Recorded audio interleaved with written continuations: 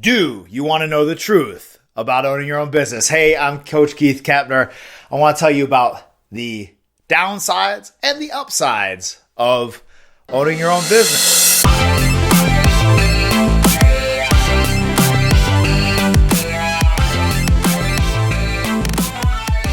So let's talk about this. Let's think about this. When you have about three different types, I believe, when you go into owning a business, right? You have the person that started their business from scratch. You have the person that bought an existing business, and then you have a person that bought into a franchise. Let's talk about those three different types. First is the person that starts your own business, like I did. And more often than not, you start it because you have a passion for the service or the product that you're trying to sell and or build your business around. Or maybe you think you're pretty good at it, right? And maybe granted you are good at it. So let's say, like me, you're a good boxing coach or you're good at cutting hair, whatever it is. You're like, why should I work for somebody else if I can just do this myself? You look at the boss and you go, well, I just see them talk on the phone and they mess around on their computer. They're probably just, I don't know, watching videos on YouTube. Who knows? And that's it. That's all it's required, right? Right? And they pay the rent. And heck, I get to put more money in my pocket, right? Well, wrong. There's a whole level of skills that go along with being the owner, which is also stepping forward into being the leader. It's a lot different. And think about it this way, right? It's like the leader has to, if crisis happens, step up, take charge, and lead. And the pace is set by the leader, meaning that if the leader slacks, everyone else is probably going to slack as well. If the leader's negative, everyone else is going to be negative. And so I see this a lot of times with small business owners. They have problems with their staff. They have problems with their clients, everybody around them, and they wonder why. Well, there's one factor that's consistent throughout all of that. It's them. They hired the staff. They brought on the clients. They treated the clients maybe in a certain way, so therefore the clients treat them in a certain way. Or maybe even they just tolerate a certain type of activity, and if they didn't tolerate it, it wouldn't exist, right? It would go away pretty quickly. Then the second person is the person that buys their own business or buys someone else's business, rather. And something important to watch out for when you're doing that is to make sure you're buying more than a client list, because then you are just essentially starting your own business and you just invested some money into marketing, which investing money into marketing is essential, but maybe don't pay what you're going to be paying for it. Or maybe, I guess, you'll be paying maybe for your equipment, perhaps. Whatever it is that type of business you might be buying. But more often than not, like I see with the gym industry, if you buy an independent gym, you're not buying procedures, systems, how to operate the thing. You're buying equipment and you're buying a lead list. All right. And it's not worth it. It's really not. Maybe, again, be aware that you are starting your own business from scratch. All right. And you have equipment and that's it. All right. And you invest in some into marketing. And then the last one is buying into a franchise, becoming a franchise partner. And there's two sides of this coin. Of course, there's many shades in between, but two main sides.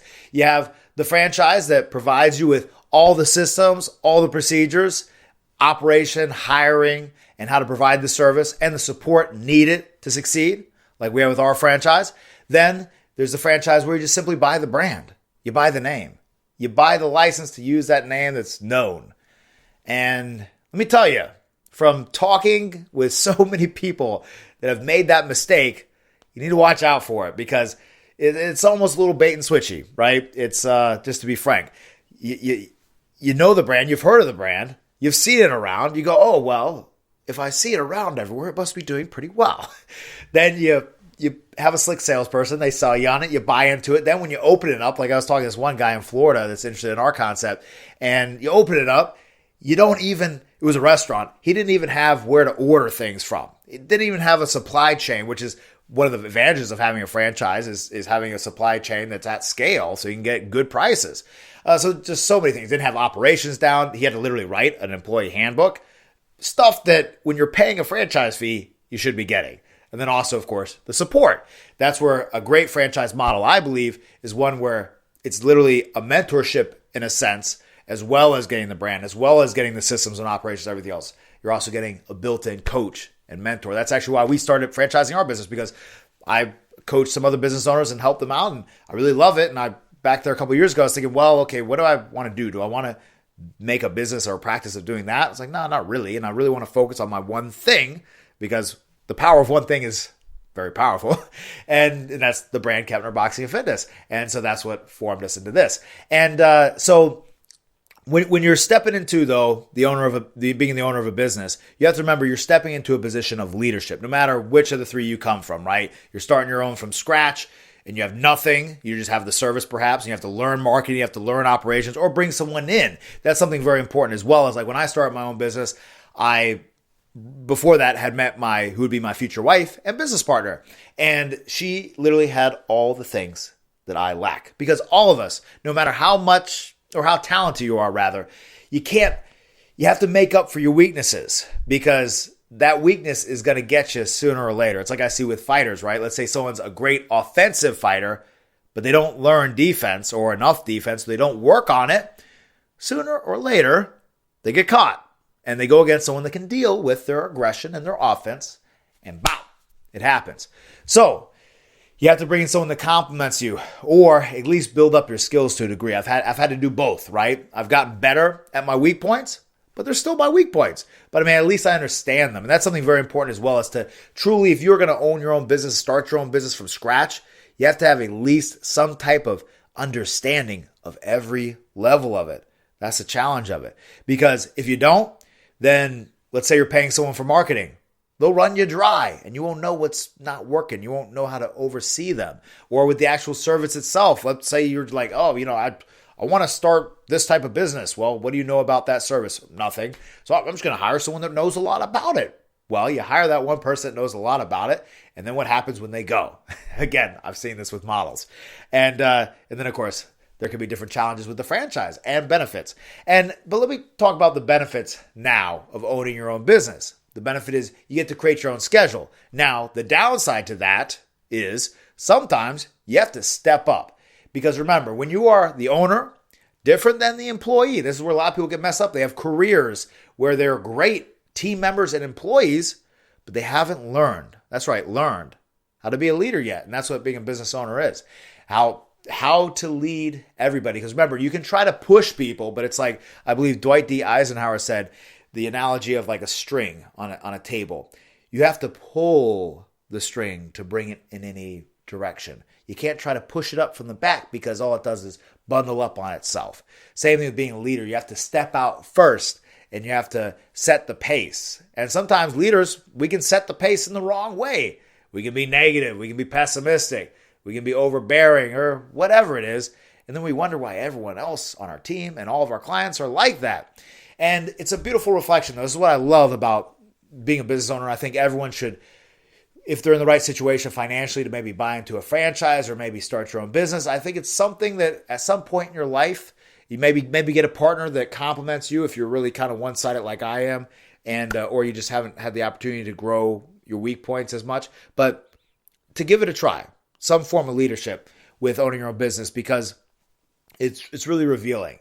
And so it's really revealing, like I said, the reflection of your team and how everyone else is, but then also as far as your business performance goes. Because I've seen, let me give you an example. These times, hard times are the best revealer, right? It's like with boxing, right? A fighter, when they get into a real clutch moment, that's the time you're going to see what they're made of. Same thing with us. Same thing with business owners. Same thing with leaders, and same thing with anybody. So with the whole COVID crisis and everything else, I've seen, for instance, the gym industry is a whole nother thing, right? But let's just talk about restaurants. So something that came to mind the other day is that, so I know a lot of restaurant owners in our area, and you have one restaurant where they're surviving, they're making it through, but along the journey, they're complaining a lot. And I would argue not having as much success as they could, because they're kind of stuck. Okay, we're going to do takeout orders, but we're going to do it. People are going to come in and we're going to complain to everyone when they don't wear a mask and everything else. And they're always causing us trouble.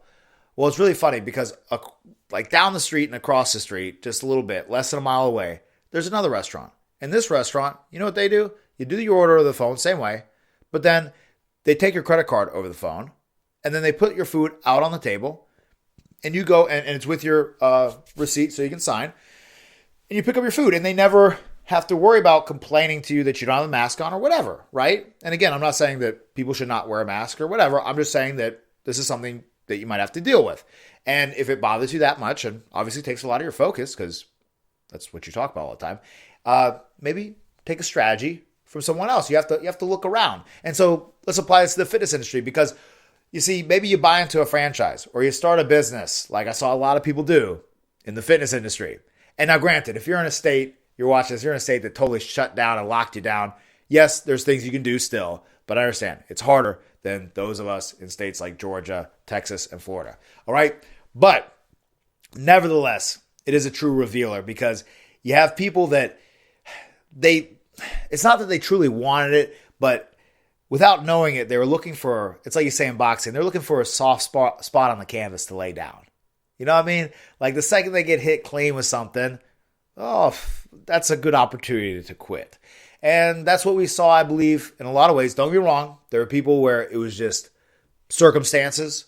Bad luck happens. People get lucky. People get unlucky. All right? But of course, the more you prepare yourself for misfortune, the better you can make it through. All right? Is it always true? No, but it's true a lot of the time. So I've seen this with other fitness owners and gym owners, is that they were just kind of riding, just making it by just enough. And they weren't developing their skills along the way, or the franchise they had bought into didn't provide them with all the systems and all the support and all the coaching that they need to succeed. And what happens? COVID comes, and they're in a state that's open, that doesn't shut down for a whole year, and bam, business goes under. And it's a reflection. It's a reflection. And yes, sometimes there's bad luck, but more often than not, the majority of the time, it is a reflection of how you approach the situation, what you did, and were you willing to fight through? Were you willing to take that hard shot and use it as an opportunity to step forward, to grow yourself, to go the extra mile, knowing that it will be paid off at some point. If not paid off monetarily or materially, but inside yourself. So this is just some thoughts, some musings on being a business owner and the truth. This is Coach Keith Keppner. Watch out for the next video.